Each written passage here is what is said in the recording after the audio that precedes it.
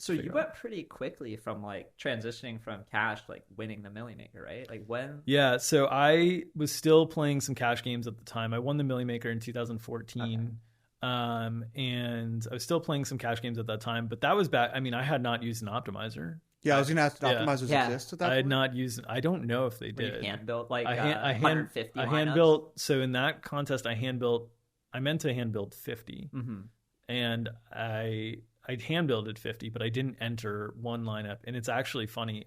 At like 4:30 of that day, it was a lineup that was my best lineup, and I was looking for it, and I was like, "It's not in the Milli-maker." Right. I cost myself $1 million.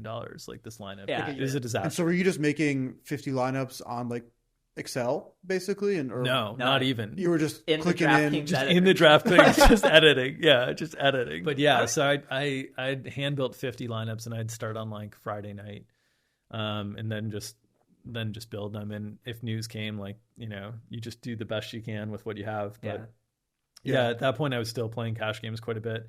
And then I remember, because after I won the Milli-maker, I remember having a conversation with Peter Jennings, who has a much greater risk tolerance than me, and was playing a lot more on a given night than me. And and he's like, "How much do you play on a given night?" He's like, because he was like, Pete's the nicest guy in the world, so I should have maybe considered the source. But he was like, "You're the best NBA DFS player in the world." And at the time, I was like, "Of course I'm the best NBA DFS player in the world. Pete's telling me I'm the best."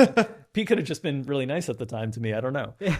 But he's like, "I really think you should be pushing your edges more in NBA." He's like, "How much are you playing on a night?" And I was like, "Oh, probably like, you know, $5,000 to $10,000 a night, something like that." And he's like, "Oh, that's not nearly enough for what you should be playing." And I was like, "Oh, okay." And I remember I was playing cash games, so I just started loading up, and I had like for the next, this was sometime in like February, I had this conversation, and I put in like $50,000 on a given night, and I remember at lock the anxiety that hit, and I was like, I don't think I could do this.